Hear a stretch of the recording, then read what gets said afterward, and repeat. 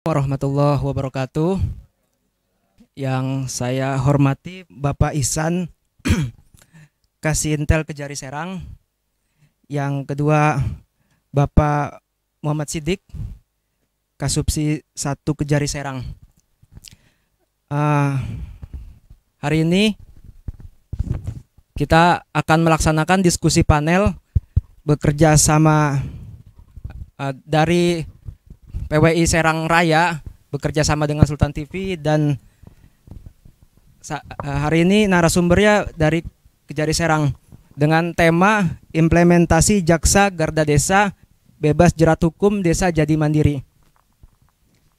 Yang kita ketahui bersama bahwa Kejaksaan Agung memiliki program yaitu Garda Desa, yaitu adalah inisiatif Kejaksaan RI untuk mengoptimalkan peran kejaksaan dalam pembangunan desa dan meningkatkan kesadaran hukum masyarakat desa. Program ini bertujuan untuk mencegah penyalahgunaan dana desa, mendorong tata kelola desa yang akuntabel, serta menerapkan keadilan restoratif. Implementasi Jaksa Jaga Desa melibatkan beberapa aspek. Pertama, pendampingan hukum. Kedua, penyuluhan hukum. Ketiga, pengawasan dan pencegahan. Keempat, penerapan keadilan restoratif. Kelima, pemanfaatan teknologi. Jaga Desa adalah salah satu program humanis Kejaksaan Agung selain penerapan restoratif justice. Lewat program yang punya nama panjang Jaksa Garda Desa itu, Kejaksaan melakukan pendampingan dan pengawalan program dana desa agar dimanfaatkan warga secara berkelanjutan. Presiden memang telah memberi perintah membangun Indonesia dari pinggiran, yaitu desa sebagai garda terdepan pelayanan masyarakat, sehingga Jaksa Agung minta jajarannya untuk melakukan pendampingan dan pengawalan program dana desa. Baik, langsung saja kepada narasumber pertama untuk menjelaskan terkait Jaksa Garda Desa ini, kepada Mas Ihsan dipersilakan. Assalamualaikum warahmatullahi wabarakatuh. Waalaikumsalam warahmatullahi wabarakatuh. Sebelumnya saya ucapkan terima kasih kepada rekan-rekan atas kesempatan yang diberikan kepada kami untuk menyampaikan terkait dengan program yang telah kami laksanakan, yaitu Jaksa Garda Desa. Jaksa Garda Desa ini sendiri merupakan instruksi Jaksa Agung Republik Indonesia nomor 5 tahun 2023 tanggal 27 Juni tahun 2023 tentang bagaimana kita mengoptimalisasi peran Kejaksaan Republik Indonesia dalam membangun kesadaran hukum masyarakat desa melalui program Jaksa Garda Desa. Ini dasar hukumnya. Kita melaksanakan kegiatan Jaksa Garda Desa. Implementasi dari kegiatan Jaksa Garda Desa ini sendiri dari Kejaksaan Agung itu membuat suatu sistem dalam bentuk aplikasi yang sekarang sudah dilaksanakan. Alhamdulillah untuk wilayah Banten itu ada terdiri 4 kejaksaan negeri yang memiliki desa, yaitu Kejaksaan Negeri Serang, Kejaksaan Negeri Kabupaten Tangerang, Kejaksaan Negeri Pandeglang, dan Kejaksaan Negeri Lebak. Jadi ada 4 kejaksaan negeri yang berhubungan langsung dengan desa. Alhamdulillah dari 4 kejaksaan negeri tersebut, Banten ini menjadi pilot projectnya Pak Jam Intel, sehingga ini menjadi percontohan dari kejaksaan tinggi seluruh Indonesia. Kami sampaikan juga bahwasanya instruksi yang tadi dasar hukum yang kami sampaikan, kegiatannya sudah dilaksanakan, dan alhamdulillah untuk keterisian dari masing-masing desa itu sudah mencapai 99,80%. Artinya hampir 100%. Ini hanya beberapa desa saja yang belum menginput, dan itu juga penginputannya bukan dalam bentuk penginputan yang wajib untuk diinput. Sebenarnya sudah 100%. Nah, dari kegiatan itu sendiri itu juga sangat berfungsi. Nanti kita bukan hanya melihat anggaran desa, apa kegiatan desanya, di situ juga kita bisa lihat, terus juga aset desanya apa saja, sampai dengan ada apa saja yang ada di desa, BUMDes, cagar budayanya, terus juga orang asingnya di situ. Jadi kita bisa melihat fungsinya apa. Fungsinya itu salah satu adalah keterbukaan. Artinya kami juga bisa melakukan legal assistance, artinya pendampingan terhadap kepala desa dalam bentuk bagaimana mengelola kegiatan-kegiatan desa yang ada di desa itu. Nah, itu tujuannya. Selanjutnya juga bukan hanya sekedar batas kegiatan anggaran desanya. Bagaimana kita mengaktifkan badan usaha milik desanya ini supaya bisa berkembang ke depan. Kita berharap desa-desa itu bisa mandiri. Kami sampaikan juga kita sudah memilih satu pilot project yang ada di Kabupaten Serang, itu ada di Desa Tirtayasa, Kecamatan Tirtayasa. Itu BUMDesnya kita menjadikan suatu percontohan yang insya Allah nanti kita tanggal 25 sama Bapak Jaksa Agung Muda Intelijen itu akan diinisiasi oleh Pak Jamintel, akan ada MOU yang dilakukan oleh PT Telkom, Paskosmas, terus juga pemerintah daerah yang 4 tadi saya sampaikan, Kabupaten Serang, Kabupaten Tangerang, Lebak, Pandeglang.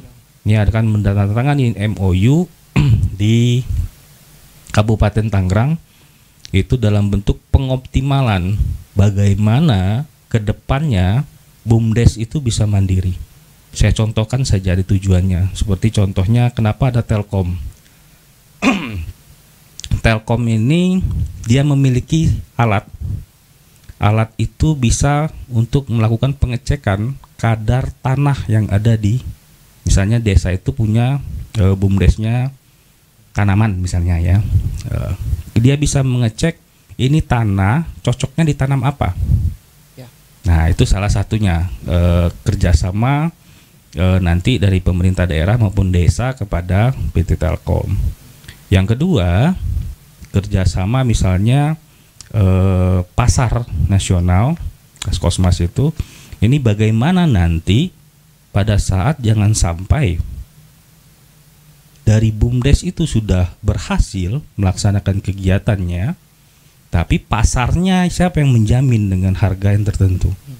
Gitu, jangan sampai nanti misalnya biasa kan kita ikut-ikutan nanam cabai semua, tapi kan pada saat proses itu panen, tentunya kan harga pasar itu tidak bisa dibohongin. Artinya banyak barang tentunya harga menurun. Nah ini bagaimana nanti ke depannya bisa menghasilkan sehingga BUMDes itu bisa mandiri. Itu contohnya. Ada juga pupuk PT Pupuk juga ikut kerjasama nanti. Dia bagaimana mensupport pupuk, jangan sampai nanti pupuk langka. Begitu, seperti itu misalnya contohnya. Mungkin ada tambahan lagi dari Mas Muhammad Siddiq ya, terkait apa itu Jaksa Garda Desa. Izin menambahkan perihal Jaksa Garda Desa ini. Izin menambahkan perihal Jaksa Garda Desa ini merupakan suatu program yang komplit sebenarnya, bukan hanya tentang bagaimana cara pihak-pihak desa ini mengisi aplikasi atau mengisi kolom-kolom dalam aplikasi tersebut, tapi juga tadi sudah dijelaskan bagaimana bentuk kerjasama antara desa dengan kejaksaan. Apabila kami diminta untuk melakukan sosialisasi terhadap hukum di tingkat desa atau pendampingan di tingkat desa, maka kami akan memiliki dasar hukum untuk melaksanakan kerjasama tersebut. Yang kedua, kenapa desa yang dipilih? Kenapa bukan pemerintah daerah dan lain sebagainya? Karena kepala desa ini merupakan representatif dari masyarakatnya sendiri. Artinya kepala desa merupakan perwakilan yang bisa merepresentasikan adat dan juga budaya di dalam suatu desa. Selanjutnya, kepala desa adalah kepala pemerintahan terkecil yang ada di daerah. Kalau seseorang ingin mengadu tentang bangunan yang ada di desanya, misalkan infrastruktur yang ada di desanya, kalau mau ke bupati atau ke gubernur mungkin agak sulit. Tetapi mengadu ke kepala desa, kita temuin di kantor desa, bisa. Nggak ada di kantor desa, temuin di rumahnya. Kalau nggak ada di rumahnya, bisa ditemuin di musola sembari sholat maghrib misalkan begitu. Bisa ngadu, Pak Desa ini ada masalah sama irigasi kita dan lain sebagainya. Maka itu pimpinan menginstruksikan pola pembinaan utamanya di tingkat desa. Seperti itu. Lalu juga kita menghindari adanya korupsi-korupsi dari kepala desa yang menganggap dirinya raja kecil. Kalau apabila kita mengedukasi kepada kepala desa tentang apa itu hukum, bagaimana hukum bekerja dan berapa hukumannya, kami berharap itu menjadi langkah pencegahan bagi kepala desa dan sebagai pengingat agar tidak melakukan tindak pidana yang dimaksud. Mungkin seperti itu. Baik, terima kasih Pak Muhammad Siddiq ya atas pemaparannya. Kalau kita melihat dari beberapa aspek yang ada di dalam program Jaksa Jaga Desa ya.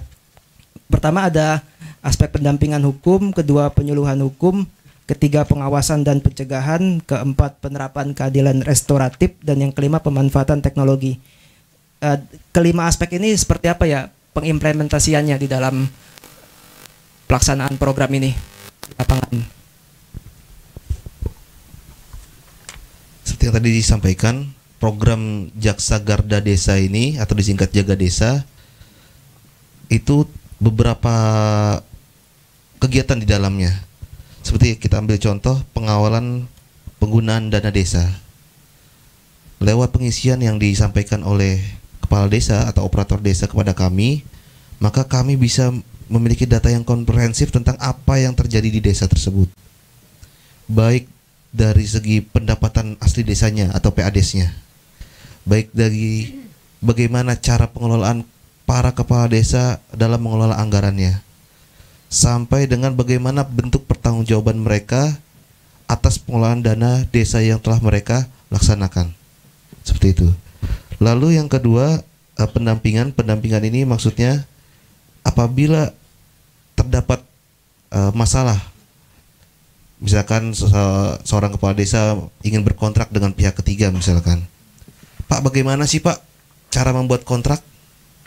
Bagaimana sih Pak cara melakukan perjanjian kerjasama yang baik dan benar? Bagaimana sih Pak cara pengelolaan aset yang baik dan benar sehingga tidak menyalahi peraturan perundang-undangan? Itu bisa kami dampingi. Tetapi kalau masalah pembangunannya nggak kami dampingi Pak. Nah begitu. Lalu ada juga pemantauan di desa. Contohnya Bapak Ibu sekalian, kami di Kejaksaan Negeri memiliki tugas dan fungsi yang lumayan beragam, mulai dari penuntutan sampai dengan contoh pengawasan orang asing. Lalu pengawasan aliran kepercayaan dan aliran agama di masyarakat dan lain sebagainya. Nah, dalam program Jaga Desa ini kami harapkan para kepala desa juga mengisi data-data yang dimaksud. Karena yang mengetahui ada orang asing yang masuk atau tidak di desanya paling cepat kepala desa. Pada saat kami tanyakan kemarin di acara sosialisasi di bulan Februari tersebut, kami tanyakan, Pak Desa tahu gak kalau ada warga negara asing yang datang ke desa? Tahu Pak. Datanya diserahkan kemana? Ke Disduk Capil Pak. Oh ya mantap. Tetapi Pak Desa punya datanya lagi gak? Kalau saya tanya sekarang warga negara Cina yang masih ada di desa Bapak berapa orang? Waduh, nggak ada Pak. Nah, lewat aplikasi Jaksa Garda Desa ini diharapkan pihak desa sendiri mempunyai database yang berpengaruh nantinya ke depannya akan pertahanan yang ada di desanya sendiri. Selanjutnya yang masalah cagar budaya.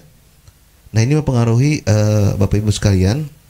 Di Indonesia lewat putusan Mahkamah Agung tahun 2012 menyatakan bahwa aliran kepercayaan diakui sebagai salah satu agama atau kepercayaan yang ada di Indonesia. Banyak di daerah-daerah lain, contohnya di Sumatera Utara ada kepercayaan Parmalin. Kalau di Sulawesi Barat ada namanya Mapurondo. Kalau di Sunda namanya ada Sunda Wiwitan. Di Jawa ada namanya Kejawen. Nah, itu secara nasional sudah diakui sebagai aliran kepercayaan. Jadi para penghayat kepercayaan ini dapat dengan bebas memeluk dan melakukan peribadatannya yang dilindungi oleh undang-undang. Jadi di KTP mereka bisa mencantumkan agama sama dengan aliran kepercayaan. Nah, yang dapat menghitung dan juga mengakomodir data-data tersebut kami rasa yang paling pas adalah para kepala desa. Seperti itu. Jadi ada beberapa banyak fitur yang mungkin kalau kita jabarkan satu-satu ini bisa 2 jam sendiri, yang sangat menarik seperti itu. Iya. Baik. Iya. Ada tambahan sedikit tadi yang disampaikan. Yang menarik di aplikasi Jaga Desa ini itu ada kolom laporan. Nah, kolom laporan itu ada kolom laporan umum dan kolom laporan khusus. Laporan umum ini ya dalam bentuk misalnya tanya jawab lah antara kepala desa maupun struktur desa yang ada di desa kepada kita. Tapi kalau kolom khusus itu hanya bisa dibuka oleh Pak Jamintel. Oh gitu. Artinya kita terbuka. Kalau misalnya se-Indonesia ini bukan hanya di Kejaksaan Negeri Serang, bukan hanya di Kabupaten Serang, tapi seluruh Indonesia. Ada misalnya oknum ataupun siapapun yang misalnya merugikan desa itu bisa melakukan pelaporan langsung yang tembus langsung Pak Jamintel. Kami tidak bisa buka. Di aplikasi yang ada di kami nggak bisa buka kalau kolom khusus itu. Kolom khusus itu hanya ada di Pak Jamintel. Nah, ini adalah bentuk keterbukaan, artinya desa terbuka kepada kita, memberikan data-data kepada kita. Kita juga tentunya harus terbuka. Kita juga terbuka dalam bentuk terbuka kritik dan segala macamnya, masukan dan segala macamnya. Yang beliau juga kita minta untuk terbuka, menyampaikan apa-apa saja yang ada di dalam desa. Itulah bentuk pendampingan yang kita lakukan di desa. Ya. Seperti itu. Ya, tadi selanjutnya apa lagi tadi? Ini pertanyaan ya? Ya, pertanyaan. Boleh dijawab oleh Bapak Ihsan atau Bapak Muhammad Siddiq ya. Yaitu peran jaksa Garda Desa. Bagaimana peran jaksa Garda Desa dalam memperkuat fungsi pencegahan tindak pidana korupsi di tingkat desa? Nah, ini saya di Kabupaten Serang khususnya yang punya desa ini cukup bervariasi dan cukup banyak laporan terkait dengan pengolahan dana desa. Nah, dalam bentuk laporan itu juga belum tentu semuanya juga benar. Artinya kan semuanya perlu kita lakukan telahan dulu. Laporan itu benar atau enggak. Itulah fungsinya kepala desa memberikan informasi kepada kita yang sebagaimana diupload dalam aplikasi Jaga Desa. Jadi sekarang saya dari kantor itu saya bisa mengecek. Jadi saya nggak perlu lagi konfirmasi benar nggak laporan yang dikirimkan oleh pelapor kepada kita. Contohnya laporan terkait dengan pembangunan jalan. Nah, ini pernah saya alami. Ada laporan yang masuk kepada kita. Setelah saya buka cek terkait dengan kegiatan di dalam aplikasi Jaga Desa, karena itu semuanya diinput, bukan hanya anggarannya saja, tapi pelaksanaannya juga diinput, sampai dengan realisasi anggaran dan segala macamnya itu diinput. Di situ saya mengecek tidak ada kegiatannya sebagaimana dilaporkan oleh pelapor. Oh, gitu. Nah, artinya kan yang seperti itu nggak perlu kita tindak lanjuti. Nah, itulah salah satu fungsinya aplikasi ini. Jangan sampai kita juga membuang energi dan waktu yang kita sendiri tahu bahwasanya laporan itu nggak ada, kegiatannya aja nggak ada, kok apa yang mau dilaporin. Nah, itu salah satunya bentuk-bentuk pendampingan. Kita juga mendampingin kepala desa bagaimana nanti misalnya kegiatan-kegiatan yang ada di desa. Contohnya misalnya sesuai dengan peraturan Mendesa, apa saja nih kegiatan-kegiatan prioritas yang harus dilaksanakan, seperti itu. Mungkin ada tambahan dari Pak Muhammad Siddiq. Seperti yang tadi disampaikan oleh Pak Kasih Intel, di dalam kolom laporan tersebut bahkan kepala desa selaku pihak yang terlapor dapat mengecek status dari laporannya.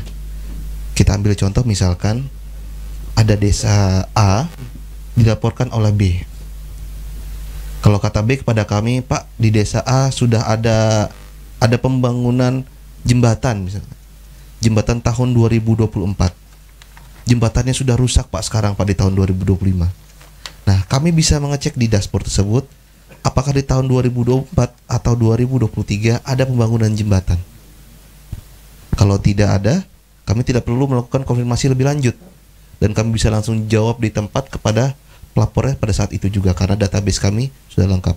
Dan kepala desanya selaku pihak yang terlapor juga akan mengetahui status laporannya ada atau tidak. Di desa A tadi, apakah ada orang yang melapor ke Kejaksaan Negeri atau Kejaksaan Tinggi? Kalau ada yang melapor, laporannya tentang apa? Sudah tahu ada laporan dan tentang apa? Saat ini prosesnya sampai mana? Sampai ditelaah sajakah? Ditingkatkan ke penyelidikan kah, atau dan lain sebagainya? Itu bentuk transparansi kami juga dari ke pihak pelapor dan juga pihak terlapor. Selain itu, selain dari bentuk pelaporan dalam pencegahan tindak pidana korupsi ini, seperti yang tadi disampaikan, kami juga mendorong para kepala desa agar lebih mempelajari dan lebih mengetahui tentang peraturan perundang-undangan seputar tata kelola dana desa. Seperti contoh, terdapat peraturan Menteri nomor 2 tahun 2024 tentang program prioritas penggunaan dana desa tahun 2025. Di sana sudah dijabarkan masing-masing apa saja yang perlu digunakan. Seperti yang kita ambil contoh bahwa BLT di dana desa itu paling tinggi hanya 15% dari dana desa, atau operasional pemerintah desa maksimal 3% dari dana desa. Nah, itu kita jabarkan kepada para kepala desa dan struktur desa agar mereka tidak menyalahi wewenang dalam penggunaan dana desa. Jangan sampai biaya gaji dan honorer itu sampai dana desa 1 miliar, gaji dan honorernya sampai 200 juta, kan itu menyalahi peraturan perundang-undangan seperti itu. Ya. Jadi selain dari aplikasi Jaga Desa, kami juga mendorong agar struktur desa lebih mengetahui tentang peraturan perundang-undangan yang berlaku. Seperti itu, Mas. Baik, terima kasih Bapak Ihsan dan Bapak Muhammad Siddiq atas pemaparannya. Langsung saja dari rekan-rekan yang hadir pada siang hari ini, ada beberapa pertanyaan yang mungkin bisa disampaikan kepada dua narasumber kita. Dipersilahkan. Ya, dipersilahkan. Waalaikumsalam. Nama saya Rizky dari nama saya Rizky dari Banten Pipa. Kebetulan saya juga tinggal di desa Cipayung, Kecamatan Padarincang. Tentu kita tahu lah penggunaan dana desa ini kurang transparan ya Pak ya ke masyarakat bawah kita. Bahkan selama saya tinggal di Cipayung Padarincang, saya tidak tahu itu dana desa itu digunakan untuk apa saja. Nah, dengan kehadiran Jaksa Garda Desa ini, apakah bisa membuat dana desa itu lebih transparan, nyampe ke bawah, misalkan dipajang di RT RW atau apa, ini loh program dana desa yang akan digunakan ke depan seperti ini. Terlebih nanti juga kan ada Koperasi Merah Putih yang nilainya bombastis ya 5 miliar. Mungkin itu aja. Terima kasih.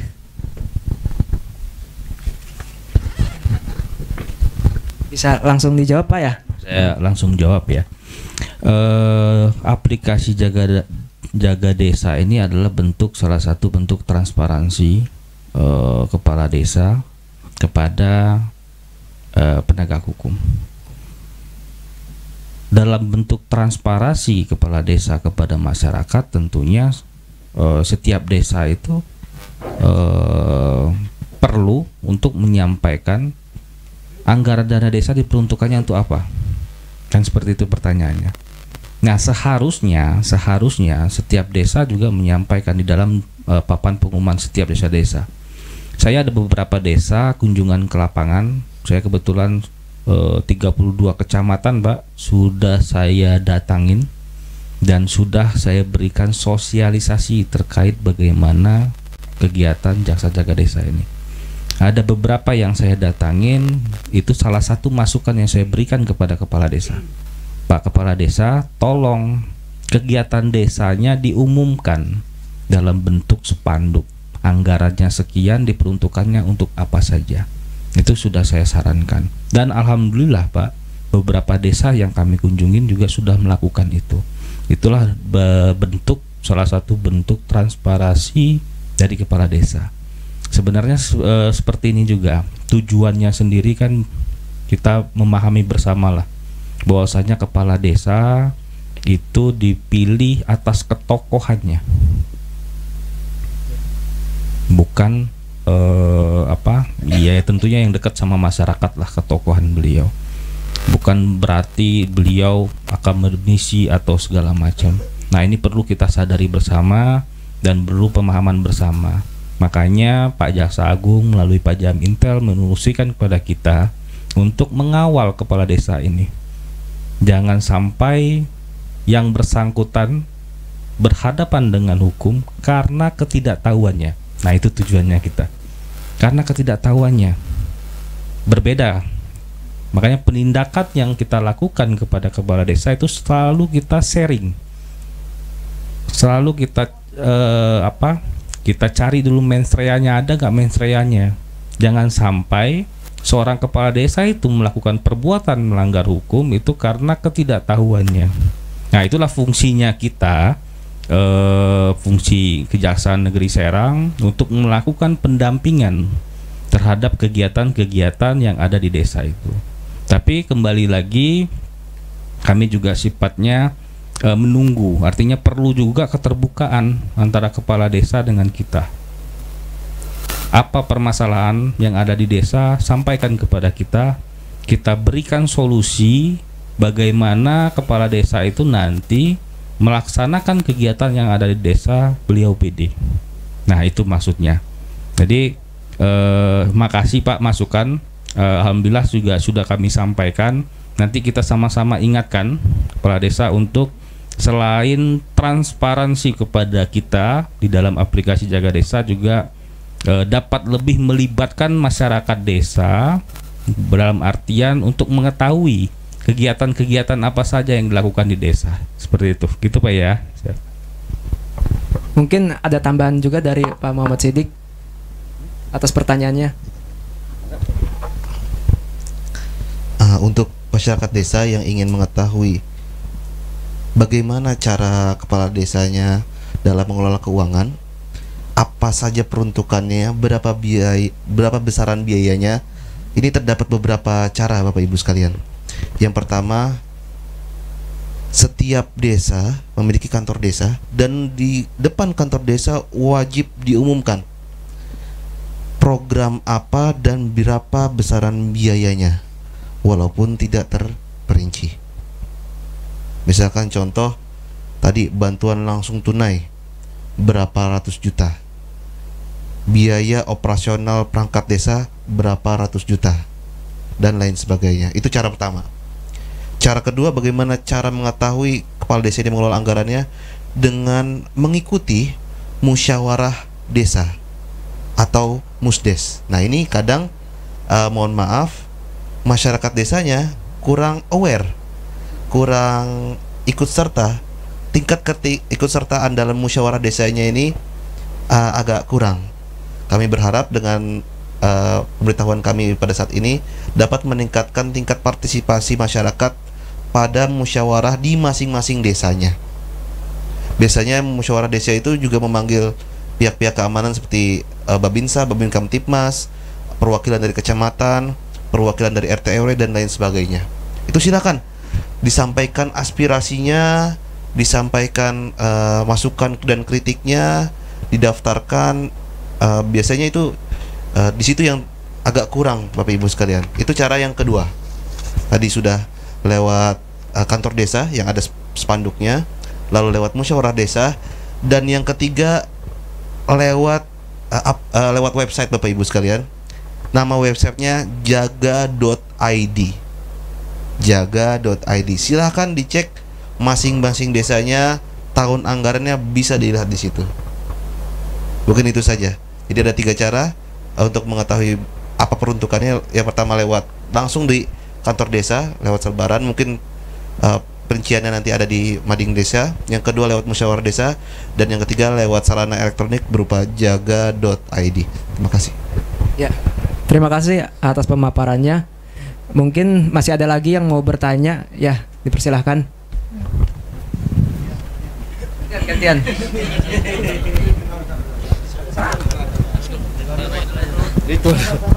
Assalamualaikum warahmatullahi wabarakatuh. Saya Roy dari Sultan TV. Ngomongin soal desa ya, ada pertanyaan yang ingin saya sampaikan ke Pak Iksan sama Pak Sidik, terkait respon dari aparatur desa itu sendiri. Seperti apa sih Pak terhadap keberadaan jaksa garda desa ini? Itu satu ya, responnya seperti apa pihak desa itu menyambut keberadaan jaga desa ini. Kemudian yang dikhawatirkan itu dari jaga desa ini, si kepala desa apa ya, arogan atau keras kepala terhadap kritikan terhadap kinerjanya. Nah, kira-kira bagaimana itu kiat-kiat yang disiapkan oleh pihak kejaksaan untuk menyelesaikan soal persoalan itu? Oke, itu saja. Baik, bisa langsung dijawab ya, Bapak-bapak.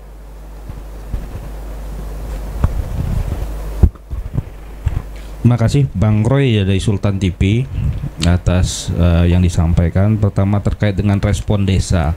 Nah, ini juga menjadi PR kami, bagaimana kami bisa meyakinkan tiap desa bahwasanya kehadiran kami itu untuk membantu. Nah, makanya tadi saya sampaikan bahwasanya kami telah melakukan sosialisasi, artinya setiap kepala desa dan operator desa itu yang mewakilin dari desa, satu desa itu 2 orang itu sudah tatap muka sama kami. Telah kami lakukan pembekalan, telah kami lakukan sosialisasi kepada mereka.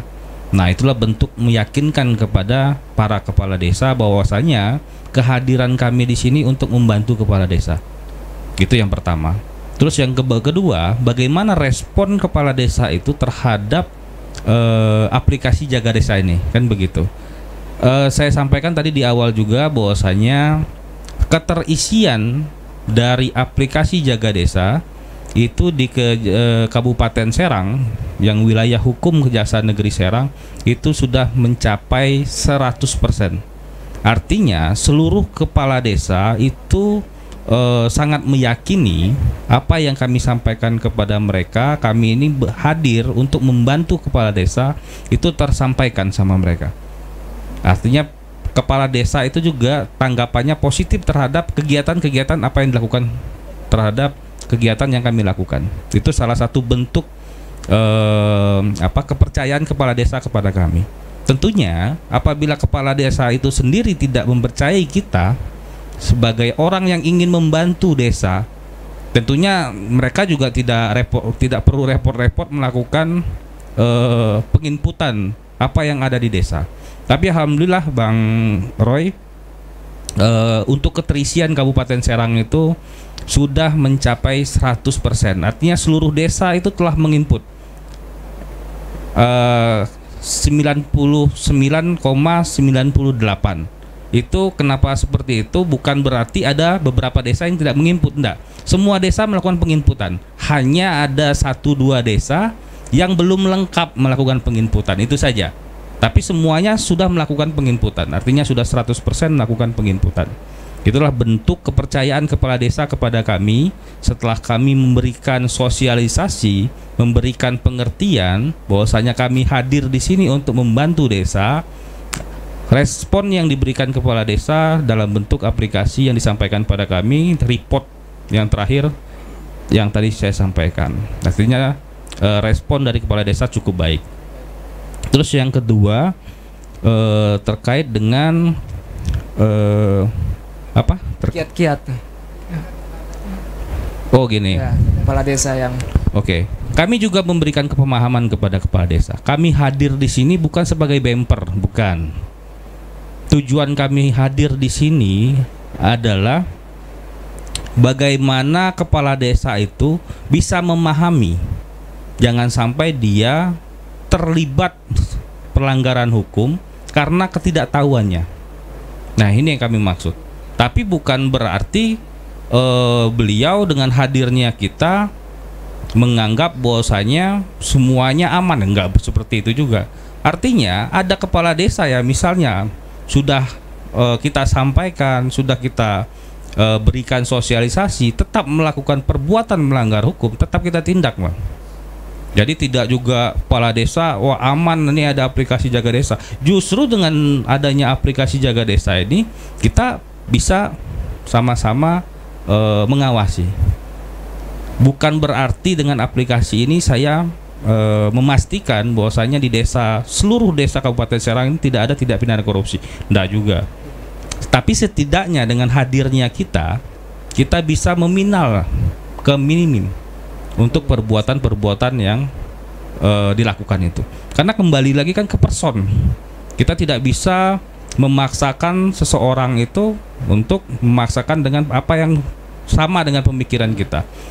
Tugas kita memberikan edukasi, memberikan pemahaman, menyampaikan aturan-aturan, jangan sampai aturan-aturan ini dilanggar. Makanya tadi kita juga melihat suatu perbuatan yang dilakukan oleh kepala desa, tindakan yang kita lakukan, tindakan hukum yang kita lakukan dalam bentuk penindakan itu tindakan terakhir yang kita lakukan apabila apa yang telah kita sampaikan, kita berikan pemahaman segala macamnya itu tidak dilaksanakan oleh desa. Nah, kita melihat juga keterbatasan tadi yang saya sampaikan sama teman-teman bahwasanya pemahaman terhadap kepala desa itu tidak semuanya sama. Artinya beliau kan juga dari berbagai elemen, berbagai background yang tentunya bukan berarti dia atas pengalamannya dia misalnya pernah menjabat ini ABC, bukan seperti itu. Artinya dia dipilih oleh ketokohannya, artinya dia belum punya pengalaman, belum punya pemahaman. Nah, inilah maksud kita menyampaikan apa saja yang harus dipatuhi nih sama kepala desa. Kita dampingin semua kegiatan-kegiatannya. Apa yang misalnya mau dikonsultasikan kita dampingin semua. Nah, tapi terhadap itu kami pastikan bahwasanya sudah kita sampaikan masih kita tidak sesuai dengan prosedur, tetap kita lakukan tindakan. Walaupun tindakan itu adalah merupakan upaya terakhir. mungkin ada tambahan dari Pak Muhammad Siddiq. Seperti tadi yang disampaikan, memang beberapa tindak pidana korupsi itu didasari dari beberapa faktor. Ada 3 faktor utama. Yang pertama, ketidaktahuan. Yang kedua, niat jahat atau mens rea. Yang ketiga, tamak atau kebutuhan. Nah, dalam hal mendampingi dalam program yang ada di desa, kami tidak bisa juga 100% nempel ke kepala desanya, Bapak Ibu sekalian. Gak bisa kami tempeli itu kantor desa 1x24 jam, agak masih ada kekurangan dalam sumber daya. Makanya judul kita hari ini, bebas jerat hukum, desa jadi mandiri. Mungkin kalau bisa saya koreksi, bebas jerat hukum tanda tanya, desa jadi mandirinya tanda seru. Begitu. Karena program Jaksa Garda Desa ini yang tadi disampaikan bukan merupakan bumper atau jaminan bahwa kepala desa di Kabupaten Serang ini 100% bebas dari jerat hukum. Tidak. Tetapi bagaimana cara kami melakukan pencegahan terhadap kemungkinan tindakan hukum yang akan dilakukan oleh para kepala desa atau jajarannya. Kalau bahasa saya pribadi punya bahasa agak ekstrim begini, Selama masih bisa kita bina, kita bina. Kalau nggak bisa kita bina, kita binasakan. Seperti itu. Ya, baik. Mungkin masih ada lagi pertanyaan yang mau disampaikan. Dipersilahkan. Pertanyaan terakhir ya. Oh iya, ada 2.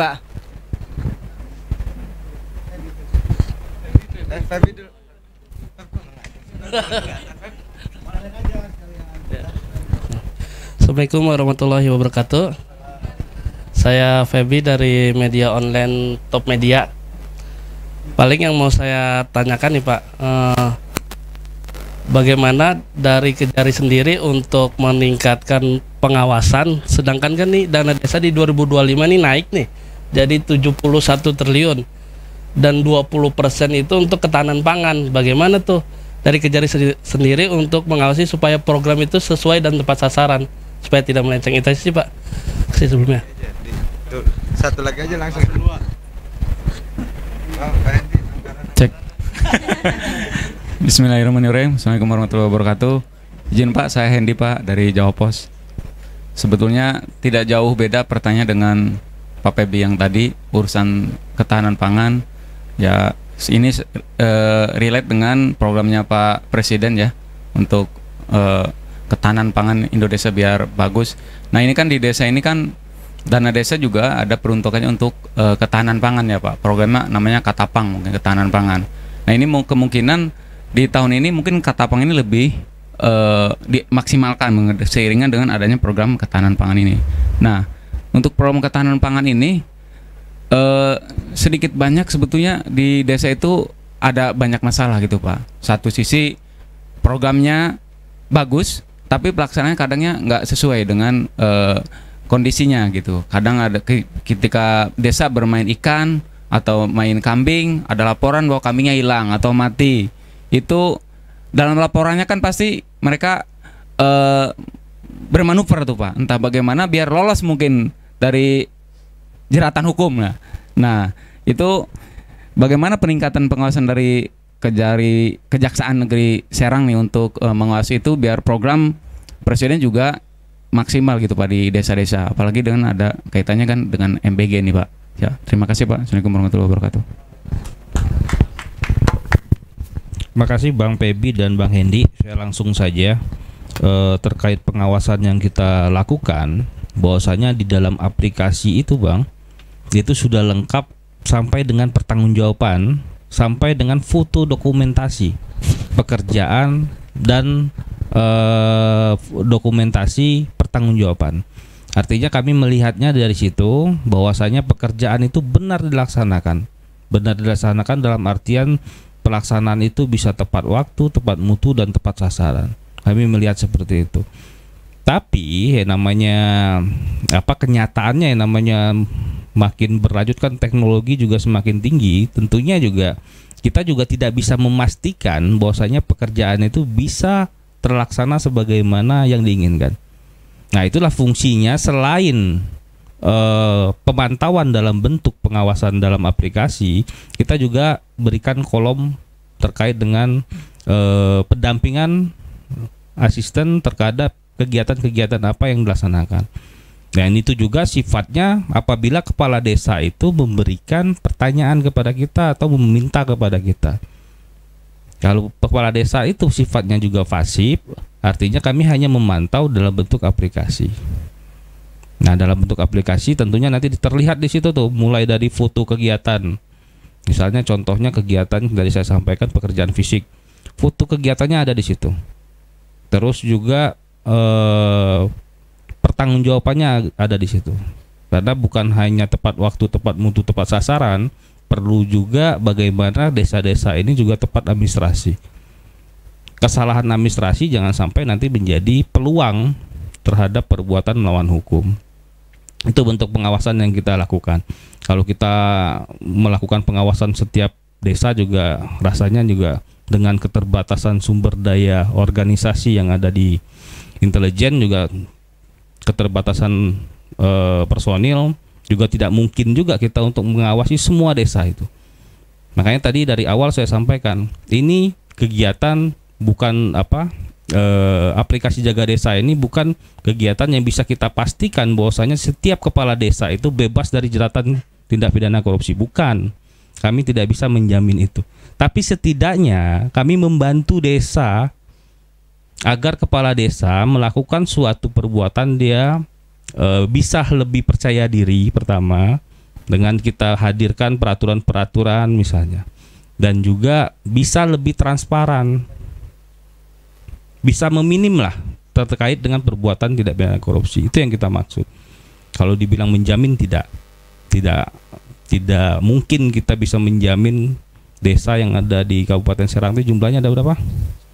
329 itu semuanya bebas dari korupsi karena dia menginput aplikasi Jaga Desa. Nggak bisa juga, karena kan personal orang masing-masing kan berbeda. Tapi setidaknya dengan aplikasi ini ada suatu keterbukaan, ada suatu perbuatan yang kita lakukan minimal untuk kegiatan preventif kejaksaan yang diberikan kepada kepala desa itu supaya tidak melakukan perbuatan. Kan tidak melakukan perbuatan. Tapi kalau kembali lagi kepala desanya melakukan perbuatan tidak pidana korupsi, kita mau ngomong apa gitu, selain penindakan tadi yang kita lakukan. Makanya tujuan utamanya adalah preventif. Tindakan hukum yang kita berikan itu merupakan upaya terakhir. Itu. Yang kedua, terkait dengan Bang Hendy tadi tanyakan Jawa Pos ketahanan pangan. Bang Hendy, kami juga mendorong ini bukan hanya APBD desa yang kita dorong, tapi juga bagaimana kita mendorong BUMDes-nya, Bang. Kita mendorong BUMDes. Di Serang itu kami melihat beberapa, hampir semua desa ya, walaupun tidak semua, itu memiliki lahan tanah bengkok. Nah, setiap desa itu memiliki tanah bengkok. Hanya saja terkait dengan apa yang dilakukan oleh desa terhadap tanah itu masih kurang.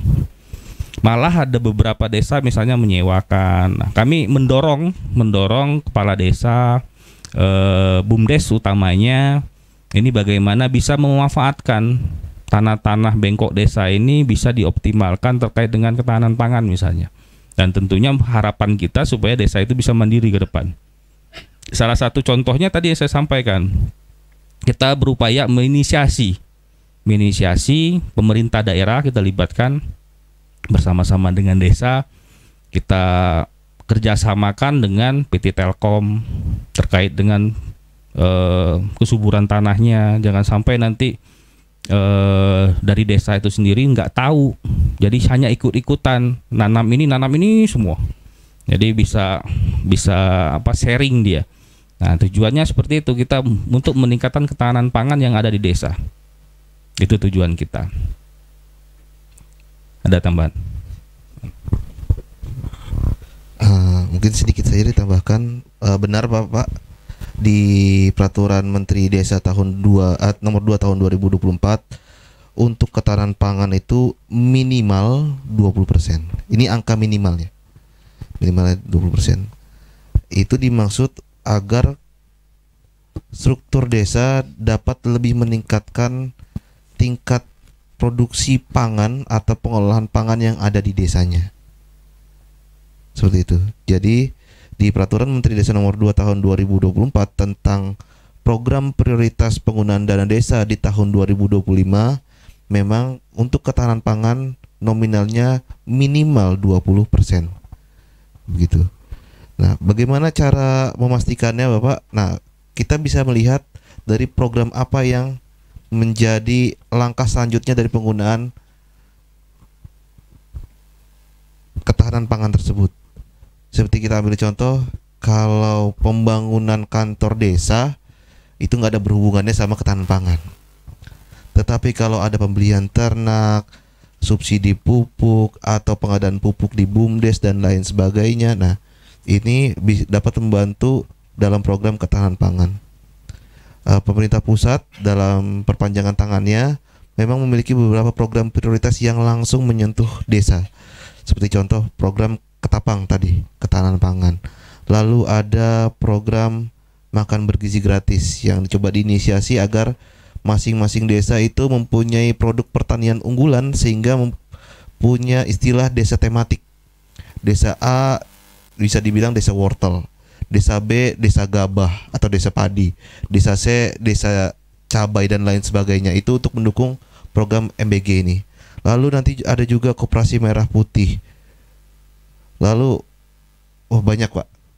Kalau Garenas, gerakan menanam nasional dan lain sebagainya. Itu sasarannya langsung kepada desa. Nah, ini yang kami coba dorong kepada pemerintah desa. Nah, untuk pengelolaan tadi memang kami selalu sampaikan perlu ada 4 hal yang perlu ditingkatkan di desa. Yang pertama, agar setiap desa melakukan peningkatan terhadap sumber daya manusia selaku para aparatur desa. Yang kedua, agar seluruh aparatur desa mengetahui peraturan perundang-undangan yang berlaku. Yang ketiga, agar kepala desa lebih memperhatikan tentang pengelolaan aset desa seperti tanah bengkok dan lain sebagainya.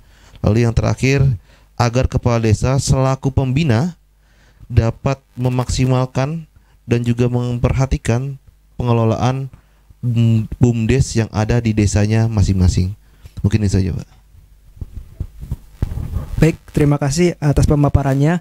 Mungkin ada satu pertanyaan lagi dari saya, yaitu bagaimana langkah konkret untuk memastikan bahwa keberadaan Jaksa Garda Desa ini tidak tumpang tindih dengan institusi lain seperti inspektorat atau kepolisian.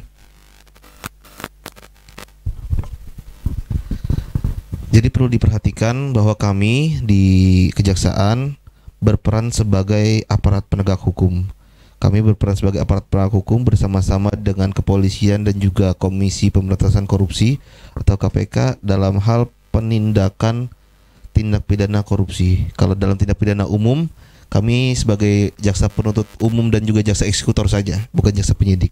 Tapi kalau dalam tindak pidana korupsi, kami bekerja sama bersama-sama dengan pihak kepolisian dan juga KPK selaku penyidik. Nah, inspektorat itu adalah aparat penegak indisipliner pemerintah atau APIP. Nah, yang tadi saya sebutkan, kalau masih bisa dibina, silahkan inspektorat melakukan pembinaan. Silahkan dinas PMD melakukan pemantauan dan evaluasi. Kalau tak sanggup, silahkan serahkan ke kami. Begitu. Jadi yang tadi juga bagaimana cara agar tidak jumawa kepada kepala desa ini lewat aplikasi Jaga Desa, ada program Jaga Desa ini kami juga tetap membuka pintu atas laporan-laporan yang akan dan ingin disampaikan oleh masyarakat terkait penyalahgunaan yang ada di desa. Silahkan tetap dilaporkan ke kami Bapak Ibu sekalian permasalahan terutama pengelolaan dana desa yang ada di desanya masing-masing kepada kami. Program ini tidak menutup diri kami dalam menerima laporan dari masyarakat terkait pengelolaan dana desa. Mungkin itu saja. Baik, ya terima kasih. Ada tambahan mungkin Pak? Saya tambahkan sedikit terkait dengan tumpang tindih tadi yang ditanyakan, baik itu antara kejaksaan, dari inspektorat, dari kepolisian, misalnya ada program-program mereka tersendiri. Saya pastikan bahwasanya kejaksaan, kepolisian Republik Indonesia, pemerintah daerah dalam hal ini inspektorat, itu kita selalu berkoordinasi. Dan kita juga bersama-sama melibatkan masing-masing institusi. Contohnya saya contohkan misalnya seperti inspektorat. Inspektorat itu selalu kita libatkan. Malah dalam melakukan sosialisasi kita juga melibatkan inspektorat bagaimana menerangkan kepada pemerintah desa bagaimana dalam pengelolaan dana desa pertanggungjawabannya khususnya. Karena di desa itu sendiri juga ada pemahaman bahwasanya yang penting pekerjaannya selesai. Nah, tapi kan tidak lupa juga selain pekerjaan itu selesai harus dipertanggungjawabkan. Nah, inilah contohnya misalnya kita libatkan inspektorat. Kita selalu berkoordinasi sama PMD misalnya Pak PMD, selain kita memberikan sosialisasi misalnya kegiatan-kegiatan preventif yang kita lakukan terhadap desa, apa saja yang harus dihindari dalam pengelolaan dana desa, ini juga perlu kita memberikan pemahaman kepala desa bukan hanya sebagai peraturan, tapi juga bagaimana nanti kepala desa memberikan pemahaman terkait dengan pertanggungjawaban pertama, terus juga libatkan juga misalnya Bapeda untuk memberikan materi terhadap kepala desa itu untuk terkait dengan bagaimana untuk mengusulkan atau menganggarkan kegiatan-kegiatan desa yang akan dilaksanakan tahun depan. Nah, seperti itu. Jangan tiba-tiba ujuk-ujuk tidak direncanakan tapi kegiatannya ada. Ini tentu kan perlu perencanaan. Nah, makanya kita libatkan. Jadi saya pastikan bahwasanya kejaksaan dalam hal ini dalam program Jasa Jaga Desa selalu berkoordinasi dan selalu mengajak bersama-sama bagaimana desa ke depannya bisa lebih baik lagi. Mungkin itu. Baik, terima kasih atas pemaparannya dari Bapak Ihsan dan Bapak Muhammad Siddiq. Semoga apa yang disampaikan ini dapat bermanfaat untuk kita semua dan semoga program Jaksa Garda Desa ini dapat terimplementasikan dengan baik di lapangannya.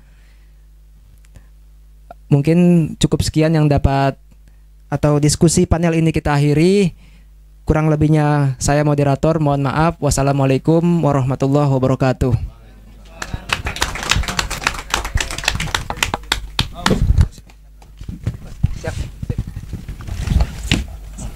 Siap. Ya. Makasih, Bang. Dan jangan ini dulu, sini dulu. Iya, jangan lupa dulu nih ada ini dari ketua. Soalnya ya, Bapak Ibu sekalian, ini terima kasih banget nih, Bang. Ini daging banget nih materinya nih, bener asli.